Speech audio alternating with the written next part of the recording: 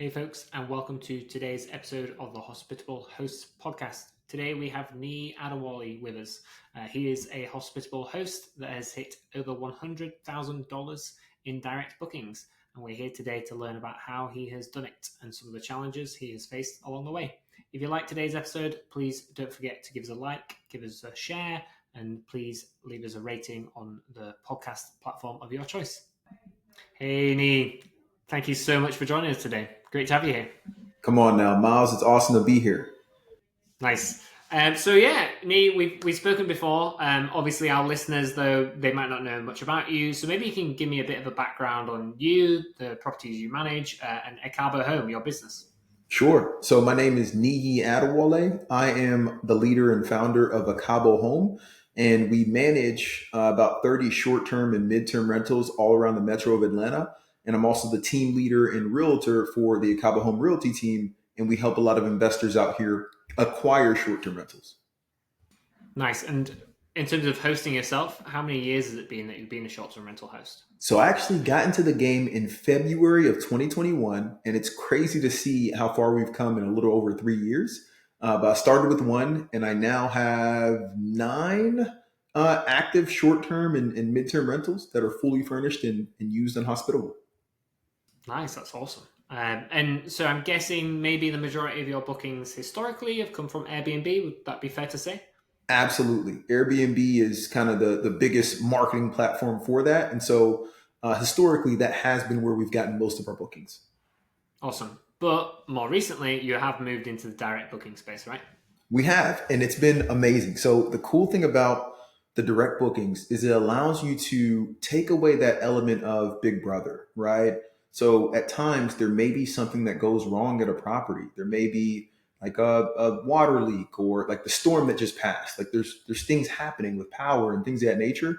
And some frustrated guests, if you're on Airbnb, may call Airbnb, and now you've got a whole nother issue. You're trying to handle everything for the guest, but now you got to call Airbnb back and handle things with them. And it's just a lot of communication that has to happen. Whereas when you move people to direct, there's a little bit more trust there, and you're able to actually work through whatever issue at hand, and you keep a bit more in your pocket as well. Nice, yeah, always good to hear that. And obviously, you've hit 100,000 in direct booking revenue recently, so congratulations on that. First of all, Thank you. And one of the goals that we had, and I actually meet with my team on a weekly basis to discuss this, was to really ramp up those direct bookings. We would love to start to chip away at some of the OTAs and just build a portfolio where we have a lot of people rebooking within our network so that we can continue to keep that going. But that was a huge milestone, and I appreciate Hospitable for celebrating it alongside us. nice, yeah. And so you kind of talk about trying to chip away at that OTA piece. So the Airbnbs, the Verbos of the world, being the online travel agencies. How are you doing that, right? How are you convincing people to book direct versus book via Airbnb? Because obviously we know the advantage for you. You're going to save a little bit. You're going to kind of control that communication, like you said. You don't have to deal with Airbnb if something goes wrong. But how do you convince the guests that it's right for them as well? A couple ways. First and foremost, you have to deliver on the experience. Wherever that guest is staying, they're not going to want to come back direct or otherwise if they're not having a good experience. So that's the first thing. The next piece that we do is at every single property, we're advertising our direct sites. We put signs all over the place inside the property that say, hey, next time book direct and save on fees. Here goes a QR code and a link to our direct property website that shows our 30 plus properties around the metro. And then we recently actually added another layer to that. And Miles, you're probably familiar with this. I know you travel around a good bit, but have you ever been to a spot where they ask you to put in your email and phone number before you can access the Wi-Fi? Totally, definitely. So we recently started putting that into some of our more luxury properties. And so we're not only capturing the person that booked its contact and sending them, follow-up emails and text messages, but now we're capturing everybody that stayed. And for homes that we have that sleep 12, sometimes 20 people, that's been incredible to be able to hit all the individuals with the marketing and show them booking direct is the way to go next time. Nice. And what's the provider that you're using to do that kind of gated Wi-Fi? Yeah, so we actually use a company called StayFi, and they integrate with Hospitable system, which makes it very seamless. So we're able to not only get the guests that check in for Wi-Fi, but also the guests that aren't even within the properties that we've put that there, because they pull emails from the Hospitable system for anybody that books our properties across the board. Nice, awesome, that's cool. And what would you say out of those things has kind of been the most impactful for you? What's really started to move the needle more towards direct? Yeah, I would say the experience. That's the first and foremost. If you don't have that, the rest of this is not going to work. And so we've really dialed in on the cleaners that we use, on the type of gifts that we leave, on the automated messaging that we're sending to the guest at the right times when they need it, right? And the automated messaging when they ask, like, hey, what's the Wi-Fi? Having that automatically hit back. How do we park? How do I use this? Not to mention utilizing some of the new AI features that Hospitable's released to really build our knowledge hub and have everything you'd want to know about the property built in there to where it can send a formalized message to them if a question gets asked. That's the most important piece. Then the other things that we're doing, like the Stay-Fi with the emails, as well as the putting the other signs up, that helps along the way. Because we've had plenty of guests that will book through an OTA, but they'll extend through direct, and then the next time they come into town, they've already gotten used to the direct system and they're booking with us direct. Nice, that's cool to hear. I love that. And so I assume it's not all sunshine and roses. Have you had any challenges with direct along the way? Anything that's kind of, had you concerned about doing direct? Any kind of mishaps at all? Or has it been all positive? So mostly positive. The one piece with direct that made it a slightly more difficult, and it's really because it only done it once, whereas with the OTAs you've done it multiple times, is if there's damages, right? If you do run into an issue where you do have damages that you need to charge for, it's a little bit different of a process, right? That you got to work through with the submitting of pictures to kind of third parties. But outside of that, it's been pretty smooth. Nice, good. Yeah, I guess that's the case, right? Direct is completely different format. If you've been doing Airbnb, things have to be done slightly differently, and so it's just kind of learning those processes, right? Exactly, exactly. And the goal is to not have many of those because you're getting repeat bookings from Yeah, people that have stayed before with you. yeah, 100%.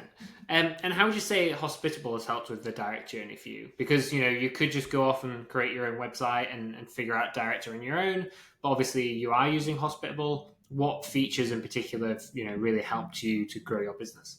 There's really two that stand out that made it a headache-free transition with Hospitable. One, the fact that I don't have to go off and go build a whole website, right? That, as I mentioned before, I am a full-time realtor. I do have a whole team of 13 that I'm managing there, along with the properties that we manage. And so to not have that headache factor and be able to seamlessly take all the properties that we have on the platform and move it to a clean, professional, and beautiful page helped tremendously. People see that page, they think we put it together. Like, man, how'd you get this? I'm like, listen, you got to go hit my guys up. That's one piece, and the other piece is just continuing to be able to collect those funds, right? Because if you have to worry about how do I collect funds from a guest, how do I extend a guest and collect additional funds, how do I refund a guest if we want to, how do I do ad hoc charges? That's a whole system in and of itself, and you would not want to be trying to do Cash App and Zelle for somebody that's going to go stay in your house. It's a lot easier and more seamless to do it through Hospitable, which has been amazing. Nice. And how have you found the learning curve actually of starting that hospitable piece? Because I know that you're on Hospitable before you started with Direct, so obviously you kind of knew some of the kind of messaging tools and that kind of piece. But how about your learning experience and the learning curve for the Direct tools in particular? It's been amazing. So the thing about Hospitable that I love is the fact that you guys have these town hall meetings where you describe and walk through everything, the support system through even the Hospitable app. Anytime I got a question, we can send messages in there, and the team's pretty on it, and they're able to resolve. And you can record your screen and show exactly what you're looking at. And so, from a learning curve standpoint, I like the pace at which you're releasing new features, and it's just getting better and better. Even before this podcast, I was actually looking up some of the previous town halls and saw the new feature that's getting released, where you can actually have late checkout upsells and early check-in upsells, which is something that we do. We have messaging around it, but now we can make it easier with just a link that gets sent to them, right? And they can click it, pay, and then boom, everything happens without us having to do anything. So all these small tweaks and even the larger ones like the AI knowledge base have just made it easier and easier to use a lot more with the system. Yeah, that's the dream. Obviously we're trying to automate as much as we can, and the upsell piece is going to be, I think, a game changer, right? Because you can upsell an early check-in, and it'll automatically, obviously, adjust, cleaner times, door lock codes, anything like that needs changing, just off the back of a guest accepting and paying for that additional early check-in, which is fantastic revenue driver, but also a fantastic guest experience, as you said earlier as well. So yeah, before we move on, obviously you've kind of talked about the amazing stuff that Hospitable are doing, so thank you very much. Is there anything that you find that is missing, though, or you're kind of looking forward to Hospitable releasing in the future? I think they've talked about it, and you and the team have talked about it, but becoming that full PMS system, even with the integrations with Airbnb and having that even more seamless, I think that's a huge piece. If there's a way to make it even more seamless with other partners like Booking.com, which we've been starting to get a lot more of, specifically in the Atlanta metro, we're one of the cities that was chosen for the World Cup coming up. And so a lot of international travelers tend to book through Booking.com or VRBO and things of that nature. And so in anticipation of that, more integrations with those two softwares in particular is what I'm looking forward to. Nice, yeah. In fact, at time of recording, just yesterday, our head of engineering, our head of product were actually at the Booking.com offices in Amsterdam, learning about all the features that are coming soon. And yeah, US is definitely a big focus for them as well for growth for Booking.com. And they're releasing lots of stuff that's going to make it easier for us to kind of improve the connection there as well. So as you say, there's improved connection coming for Airbnb, obviously Booking.com, and then even Vrbo as well, and adding on a couple of other OTAs as well, hopefully soon too. So yeah, it's really going to be increasing your marketing channels for your properties, which is awesome. Come on now. We are looking forward to it. We're locked in, and it's exciting times ahead. I know this year was the quote unquote Airbnb bust. At least that was the hashtag that was going around. Yeah. For those that stuck around and you're continuing to kind of push through, it's actually been an excellent year, right? We've been able to hit some incredible milestones, and now we're starting to get into the back half, which holiday season. And then next year, I see it ramping up again. Yeah, nice, definitely. Yeah, it's been a positive year actually, for sure. I think for many of our customers, obviously many customers on Direct hitting some major milestones, just like yourself. What about potential learning opportunities for other hosts? What would you tell them if they're thinking of doing Direct? They're already hosting, predominantly getting their bookings via Airbnb. How do they get going? How do they get started? Where do they begin, basically? I would say it really depends on the person, and they got to look internally first. If you have one Airbnb and you're like, I think I'm good here, I may not get another. I don't know that you need to go direct. But if you have one, if you have two, or you have one and you plan to expand it, which is around where I was when we opened up the direct site, you absolutely should do it. I've actually talked to a few investors that we've helped in my network. One person in particular pops to mind, and if he's listening, he'll know it's him. Who we've helped buy 2 fourplexes as house hacks over the last 2 years, where he lives in one unit, rents the others out. And he's turned 3 or 4 of those into short-term rentals so far. And so for him, I'm like, dude, you got to get your processes in place. He's using Hospitable, but not the direct site. And I'm like, you're missing here. You've got people extending. You should use that. And so if your goal is to expand to 2 or more properties, and you look at this as a viable opportunity to replace some of your income or create a new business, you absolutely should have a direct site. Nice. There you go. If you're listening, whoever you are, get started. Get on Direct. That's awesome. Love that. And then how about yourself, Niyi? Like, what's your plans for your business for Ekabo Home and future of short-term rentals and Direct? Are you trying to grow in all areas? Are you content with the number of properties you have at the moment? Let us know. Come on now. You can never be content. It's one of those things where either you're growing or you're slowing down. And it's similar to the stock market, right? And so we want to continue growing. The next step for us is going out of state. We feel like we have a handle on the whole Atlanta metro and Georgia market. And so now we have individuals in Florida that we're working with, both as a realtor team and the short-term rental piece. And me personally, I'm looking to expand my personal portfolio with short-term rentals into a coastal market, and then also a Midwestern market. So I'm looking at Louisville, Kentucky, and then I'm looking at potentially Hawaii, right? Which is, coast all around. So nice. try to Wow, yeah. figure those two out. Cool. You're just picking out where you want to go on vacation, right? Like just a Nah, little work trip yeah. here, a little work trip there. The first couple Airbnbs was like, hey, does this thing work? Let me do it in my backyard. Now it's like, hey man, I'd love to go to Hawaii. I travel to Kentucky all the time. Let's get some there. Hey, it makes sense. That's logical. I love that. It's cool. Mhm. Cool. Well, I think that's all I had for you today, Nee. Hopefully, our listeners have found that useful.